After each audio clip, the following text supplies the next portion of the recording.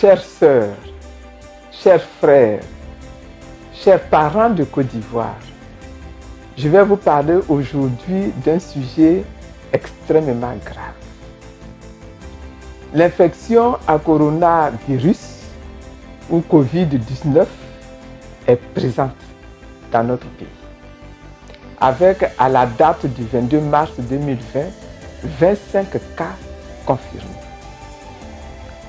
Ce nombre, malheureusement, croît et va croître encore dans les prochains jours, car l'infection est très contagieuse. Sur une échelle de 1 à 3, elle a un indice de reproduction estimé entre 2 et 3. Cela signifie que la transmission du Covid-19 est massive et plus rapide au sein de la population générale que celle de la grippe saisonnière. Cette maladie, il faut le savoir, se contracte par contagion. Ça signifie que lorsque je suis en face d'une personne porteuse du virus, les gouttelettes de salive qu'elle projette en parlant, en éternuant ou en toussant peuvent me contaminer. Les objets touchés par une personne porteuse du virus peuvent me contaminer si je les touche à mon tour. C'est pourquoi il devient indispensable que je porte un masque qui va me protéger et protéger mon vis-à-vis contre le virus. Il est important que je me lave régulièrement les mains avec de l'eau et du savon plusieurs fois par jour. Il est important que j'évite tous les gestes de familiarité et d'affection, serrage de mains, accolades, embrassades, qui peuvent m'amener à contaminer les autres sans le vouloir, ou bien à me contaminer moi-même sans le chercher. Il est important que je consulte des médecins si je présente les symptômes du Covid-19. Il ne faut surtout pas avoir peur d'être mis en isolement. Chez tous les patients atteints, on peut observer un rhume, des maux de gorge, de la fièvre, des maux de tête, une toux sèche et des difficultés respiratoires qui peuvent être graves, pouvant même évoluer en pneumonie. Certains patients, en plus de ces signes, peuvent présenter une fatigue générale, des douleurs musculaires ou encore une diarrhée. Il faut savoir que sur 100 personnes contaminées, 85 ne feront pas la maladie. Mais, même si elles ne font pas la maladie, elles vont contaminer les personnes autour d'elles. Elles vont contaminer les autres si elles ne respectent pas elles-mêmes les consignes. 15 de ces personnes contaminées vont tomber malades. Et parmi ces 15-là, 5 vont faire la maladie sous sa forme grave, avec des complications pulmonaires et même des complications rénales qui peuvent entraîner la mort. Cette épidémie n'épargne aucun continent, ni aucune race humaine. Les Africains, les Noirs, ne sont pas plus résistants contre ce virus que les Chinois et les Italiens. C'est pourquoi j'invite la population ivoirienne tout entière à respecter strictement toutes les mesures de prévention qui sont recommandées par le gouvernement, qui sont recommandées par les médecins, afin de se protéger et de protéger son entourage. la lutte contre le coronavirus est une affaire très sérieuse. Des dirigeants du monde ont parlé même de guerre contre un ennemi invisible. Et ils ont raison. Donc, ne faisons preuve d'aucune négligence, d'aucune désinvolture. C'est chacun d'entre nous qui, par son engagement au respect scrupuleux des mesures de prévention, contribuera à freiner la propagation de ce virus-là dans notre pays et même à aboutir à l'éradication de cette maladie-là dans notre pays. Le coronavirus n'est pas une fatalité. Ce n'est pas une fatalité. Nous pouvons le vaincre. Et nous devons le vaincre. Pour cela, il nous faut limiter l'implantation massive du virus sur le territoire national.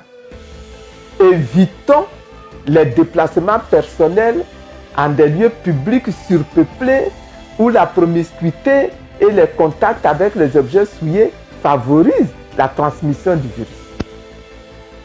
Les matchs de football et autres jeux des enfants dans les quartiers sont à supprimer.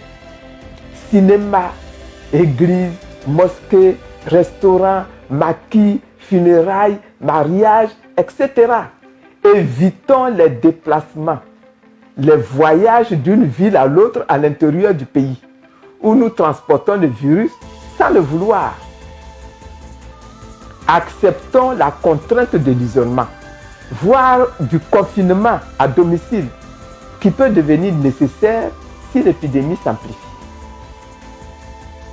C'est la discipline qui a permis à la Chine de terrasser le virus dans une région peuplée de 56 millions d'habitants en l'espace de 3 mois. En Côte d'Ivoire, nous comptons autour de 25 millions d'habitants. Donnons-nous le défi, par la même discipline et par les mêmes sacrifices, de faire disparaître cette maladie-là de chez nous. Retenons-le, les maîtres mots de cette victoire sont discipline personnelle et sacrifice. Le nombre de morts que nous allons compter dans notre pays est directement lié au respect ou au non-respect des mesures de prévention de confinement à domicile. L'État, de son côté, a ses propres responsabilités à assumer.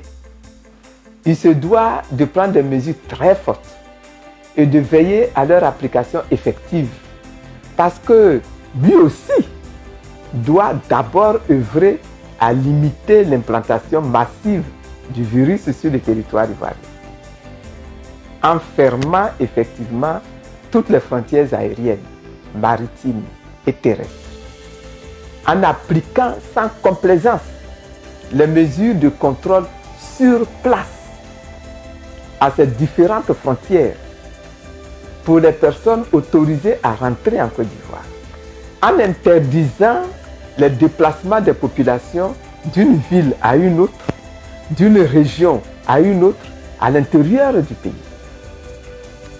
en ayant recours au personnel de sécurité, notamment la police nationale, pour faire observer les mesures d'hygiène et le confinement, en ordonnant et en organisant le confinement à domicile, qui pourrait être prolongé si l'épidémie s'amplifie dans le temps. Il faut rappeler que seul le confinement peut permettre de maintenir éloignés les uns des autres, empêcher de la sorte la propagation du coronavirus et donc sauver les vies. Puis, l'État doit promouvoir les moyens de dépistage du Covid-19 par une sensibilisation plus intense de la population sur les signes de la maladie. Quand aujourd'hui on marche dans Abidjan, on constate que la population n'a pas encore pris toute la mesure de la gravité de ce mal-là. Et c'est inquiétant. La formation des personnels de soins du secteur public et du secteur privé. L'implication des agents sociaux, sociologues, anthropologues, assistants sociaux, d'une part, pour éviter toute psychose et inviter la population à observer les mesures de protection. Et d'autre part, pour aider la population elle-même à organiser la solidarité qui va forcément s'imposer. La consultation précoce de toute personne présentant des signes d'atteinte pulmonaire, l'accès facile au diagnostic biologique du Covid-19 à l'Institut Pasteur d'Adiopodouméo via l'Institut national d'hygiène publique pour le transport des prélèvements, transport médicalisé par ambulance ou par drone ou encore par hélicoptère. Aussi, l'État doit-il assurer la prise en charge des cas confirmés en augmentant les capacités d'accueil des centres de prise en charge. Nous préconisons de transformer l'Institut de la jeunesse et des sports en un véritable hôpital de prise en charge avec au moins une centaine de respirateurs, de réactiver les structures aménagées préalablement pour la prise en charge des cas d'Ebola. L'État, disais-je, doit assurer la prise en charge des cas confirmés en remobilisant les personnels à la retraite, infectiologues, réanimateurs, internistes, hygiénistes, etc. En acquérant rapidement le matériel de soins et de protection en nombre important. Soluté, gel hydroalcoolique, gants, masques, lunettes, protectrices sur blouse à manches longues pour les personnels de soins dans l'exercice de leurs fonctions. En encourageant, j'insiste là-dessus, en encourageant les industries pharmaceutiques locales à repositionner la chloroquine afin de mettre ce médicament à la disposition des praticiens pour le traitement des malades. Cette maladie, je l'ai déjà dit, n'est pas une fatalité. Ce virus peut être vaincu. Il doit être vaincu. C'est vrai que le nombre de cas augmente chaque jour, mais il nous faut juste un engagement sincère, résolu, généreux de tout le monde et de chacun.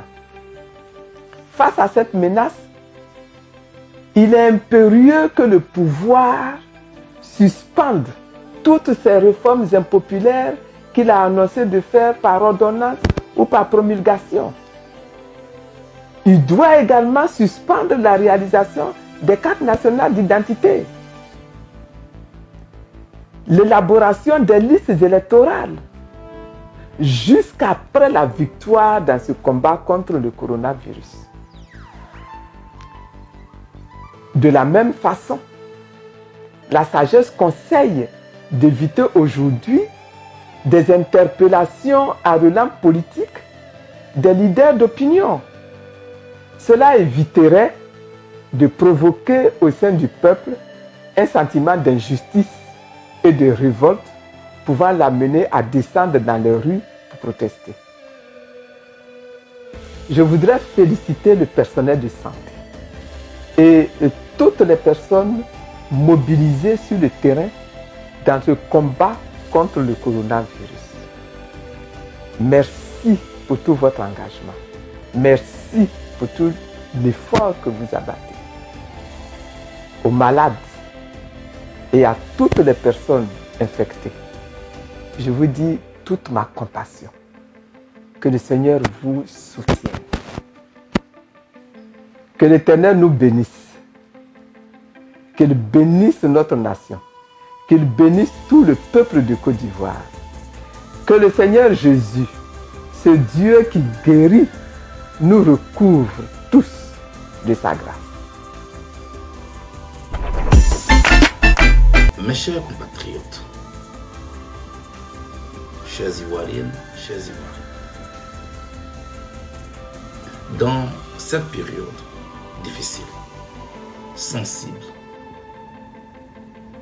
que traverse le monde entier, donc aussi notre pays, victime d'une maladie mortelle provoquée par un virus qui voyage sans visa,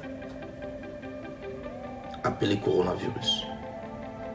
Je suis là encore pour attirer l'attention de nos autorités sur les mesures qui ont été prises pour protéger nos vies, la vie de nos familles, la vie de tous nos concitoyens. Au nombre de ces mesures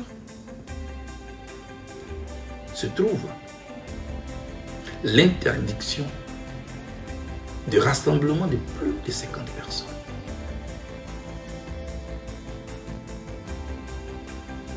Je suis donc inquiet de la poursuite de l'opération d'enrôlement pour les cartes nationales d'identité. Je rappelle que pour 11 millions de pétitionnaires à enrôler, notre pays ne dispose que de 118 centres à travers toute la Côte d'Ivoire, soit 93 000 pétitionnaires par centre. Vous imaginez que ce sont des centaines d'Ivoiriens qui fréquentent ces centres quotidiennement dans l'optique de se faire enrôler et obtenir une carte nationale d'identité. Cette opération à elle seule constitue un rassemblement de plus de 50 personnes, ce qui transgresse la mesure d'interdiction que nous saluons pourtant. Cette opération à elle seule expose non seulement les pétitionnaires, les agents d'enrôlement, mais nous expose nous tous et nous met en danger. Le même matériel est utilisé par plusieurs personnes qui ne sont pas protégées. Aucun dispositif médical n'est mis en place. C'est pourquoi je suis là, pour attirer l'attention de nos gouvernants sur ce fait-là qui nous met en danger. Dans cette période difficile, nous devons faire un, parce que nous tous sommes frappés par la même maladie. Il ne faut donc pas voir ici le politique Charles Blé Goudé qui parle, mais le citoyen qui s'inquiète pour ses frères, pour ses sœurs, pour son pays. Parce que voyez-vous, la carte nationale d'identité, pour en faire usage, il faut être en vie. Protégeons nos concitoyens. Protégeons-nous nous-mêmes. Je demande donc, par conséquent, aux autorités ivoiriennes de suspendre momentanément cette opération d'enrôlement qui pourra donc reprendre son cours une fois que les professionnels de la santé nous auront annoncé qu'ils sont arrivés à bout de ce virus mortel. Et une fois que l'opération reprendra son cours, à mon avis, il faudra une augmentation conséquente des centres d'enrôlement. 118 centres, 11 millions de personnes. Chères autorités, c'est peu, c'est insignifiant. Je vous prends le cas de Konan-Sucro. Nous sommes à Didiéville, village situé à 50 km de Didiéville, où il faudra débourser 6 000 francs seulement en transport aller pour aller se faire enrôler à Didiéville, lieu d'enrôlement. C'est trop pour un villageois. Quand nous prenons le cas des Bunda, nous sommes donc à Boaké, lieu d'enrôlement, Ce village est situé à 37 km de Boaké, rue d'Enrôlement. Quand nous allons à Boisflé, que nous prenons le cas de Ndoufoucro, qui est situé à 24 km de Boisflé, rue d'Enrôlement. Voici autant de difficultés, autant d'obstacles auxquels il faudra apporter une solution lorsque cette opération reprendra son cours. Pour l'heure, ce qui compte, c'est nos vies et la vie de nos concitoyens. La politique pourra reprendre son cours plus tard, parce que nos ambitions politiques et nos calculs ne sont pas du tout au-dessus de la vie des Ivoiriens. Non, pas du tout. Nous devons être un et faire un au cours de cette opération. C'est pourquoi, je répète encore, il serait salutaire que nos autorités suspendent momentanément l'opération d'enrôlement pour les 4 nationalités à travers tout le pays, pour la santé et pour la vie de nos citoyens, mais de nous tous aussi. Mes chers concitoyens, dans cette situation difficile, loin de vous, je pense à vous. Je pense beaucoup à vous. Prenez soin de vous. Observez les mesures de précaution telles que recommandées par les professionnels de la santé.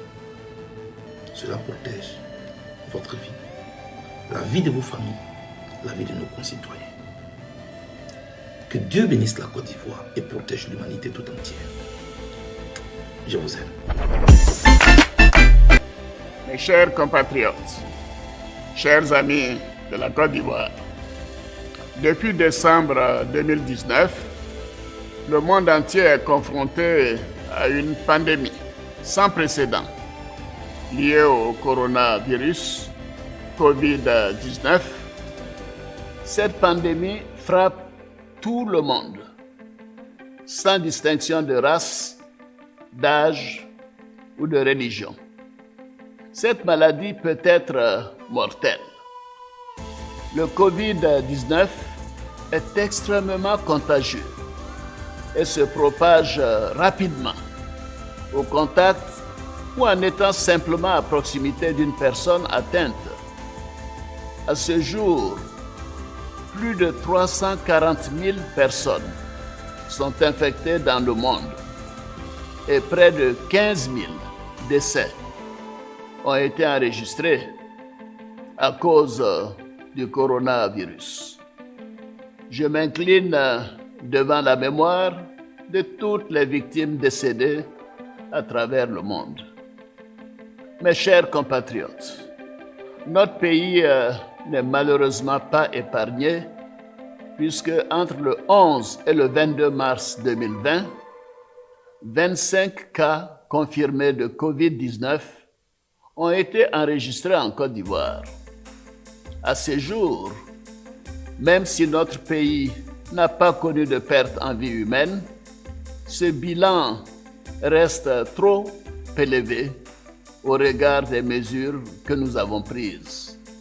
En effet, le gouvernement, avec l'appui de l'Organisation mondiale de la santé, l'OMS, a mis en place un plan de réplique axé sur la surveillance épidémiologique et biologique, la prévention, la prise en charge des malades éventuels, l'information et la sensibilisation des populations sur le respect des mesures de prévention du COVID-19. Ce plan de réplique a été adopté en Conseil des ministres le mercredi 4 mars 2020.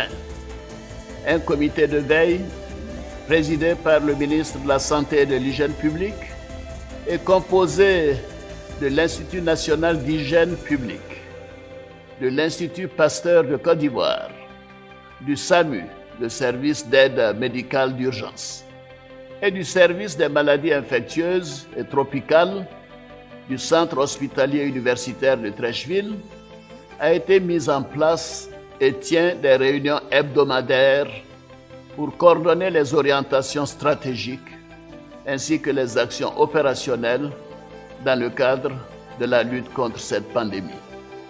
J'ai moi-même présidé le lundi 16 mars dernier un Conseil national de sécurité extraordinaire au cours duquel nous avons, sur la base des recommandations du comité de veille, pris 13 mesures complémentaires en vue de limiter la propagation du coronavirus dans notre pays, notamment la suspension de l'entrée en Côte d'Ivoire des voyageurs non ivoiriens en provenance des pays ayant plus de 100 cas confirmés de maladie à coronavirus COVID-19. La mise en quarantaine des cas suspects et des contacts des malades dans les centres réquisitionnés par l'État. La fermeture de tous les établissements d'enseignement préscolaire, primaire, secondaire et supérieur pour une période de 30 jours. La fermeture des boîtes de nuit, des cinémas et des lieux de spectacle. La gratuité totale du diagnostic et de la prise en charge de tous les cas suspects et confirmés de COVID-19.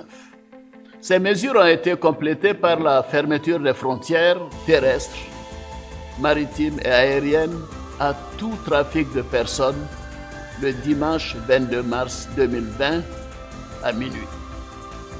Mes chers compatriotes, malheureusement, la pandémie du coronavirus continue de progresser afin d'éviter la propagation de cette maladie dans notre pays. Il est impérieux d'adopter les bonnes pratiques et de mettre en application les mesures de prévention recommandées par le ministère de la Santé et de l'Hygiène publique et de l'Organisation mondiale de la santé, à savoir se laver fréquemment et soigneusement les mains à l'eau et au savon ou avec une solution hydroalcoolique. Tousser ou éternuer dans le creux du coude ou dans un mouchoir et le jeter immédiatement.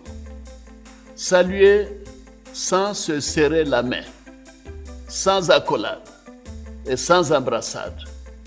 Respecter une distance d'au moins 1 mètre entre les personnes. Éviter les rassemblements de plus de 50 personnes. Ce sont ces gestes simples, mais qui peuvent sauver des vies. La vie de chacun d'entre nous, la vie des personnes que nous aimons, la vie de nos voisins, de nos collègues. Je vais donc appeler chaque Ivoirienne et chaque Ivoirien, chaque habitant de la Côte d'Ivoire à la responsabilité, au civisme et à la discipline. Protégeons-nous et protégeons les autres. Stoppons la propagation du coronavirus en étant disciplinés et en appliquant les mesures de prévention. Chères sœurs, chers frères, dans cette lutte que nous menons contre la propagation du COVID-19, notre principal ennemi sera l'indiscipline et le non-respect des consignes de prévention.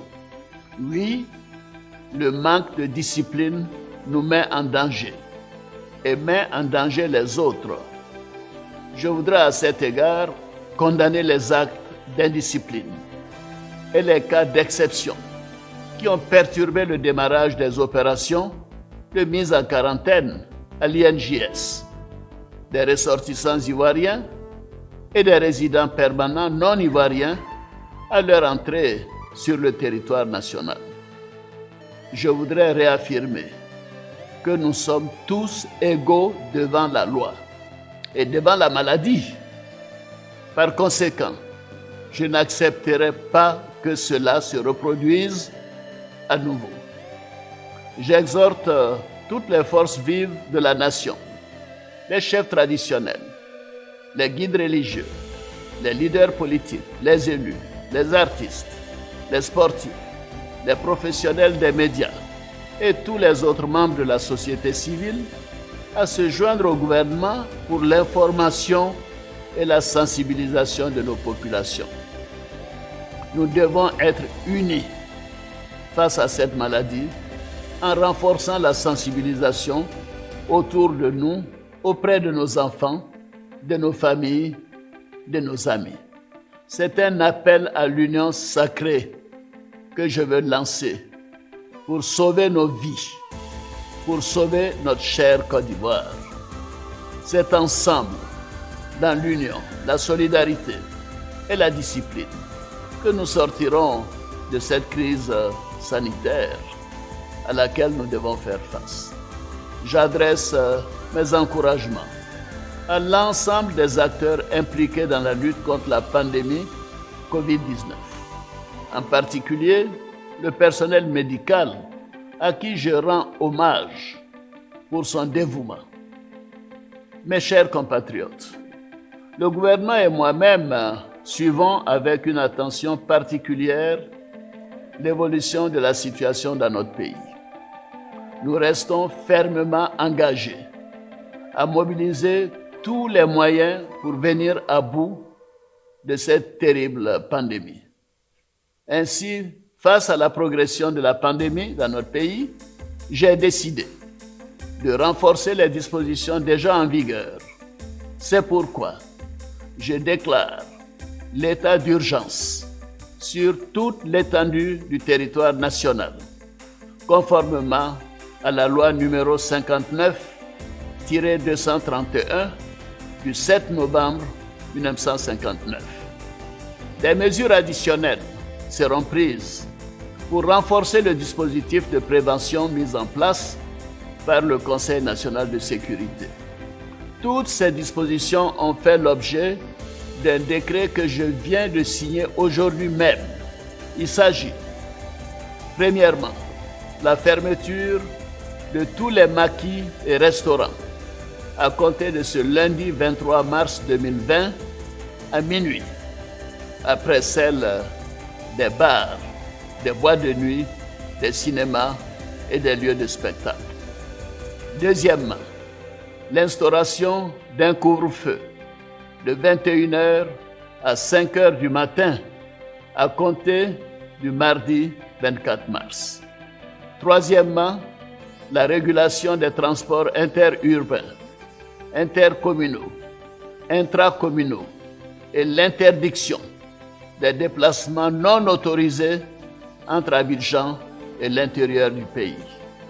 Quatrièmement, le confinement progressif des populations par aire géographique en fonction de l'évolution de la pandémie. Cinquièmement, la création de couloirs humanitaires pour venir en aide aux personnes ou aux communautés ayant un besoin urgent d'assistance. Sixièmement, le renforcement des capacités des industries pharmaceutiques, des laboratoires et des structures de diagnostic et de prise en charge sur l'ensemble du territoire national. Septièmement, la détection précoce, la prise en charge rapide et l'isolement en toute confidentialité des malades.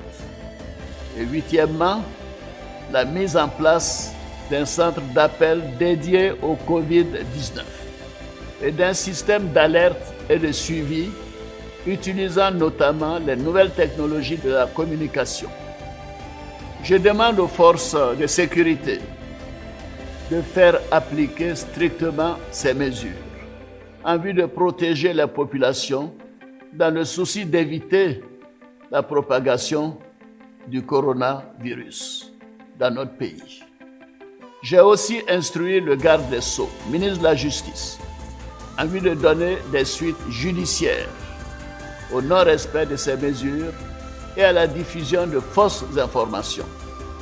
Par ailleurs, nous allons renforcer le dispositif opérationnel de prévention et de prise en charge de la maladie à travers un plan de riposte national d'un montant de 95 880 millions de francs CFA qui vise à briser la chaîne de transmission de la maladie, à garantir la meilleure prise en charge des malades, à isoler et à suivre les personnes qui ont été en contact avec ces malades, ce plan permettra aussi de poursuivre les efforts pour maintenir les populations à l'abri de la contamination. J'ai également instruit le Premier ministre de me faire une évaluation de l'impact économique et financier en concertation avec le secteur privé en vue de soutenir notre outil économique et soulager la population. Mes chers compatriotes, c'est ensemble que nous stopperons la propagation du coronavirus en Côte d'Ivoire. J'invite donc les leaders politiques, les élus, députés, sénateurs, maires, conseillers municipaux et régionaux, les religieux, les chefs traditionnels, les praticiens, les ordres professionnels et les syndicats, les opérateurs économiques ainsi que la société civile à s'impliquer activement dans la mise en œuvre de ces dispositions. J'exhorte chacune et chacun d'entre vous, encore une fois, à respecter scrupuleusement toutes les mesures de prévention prises par le gouvernement. Que Dieu bénisse les Ivoiriens et les habitants de ce beau pays et que Dieu bénisse la Côte d'Ivoire.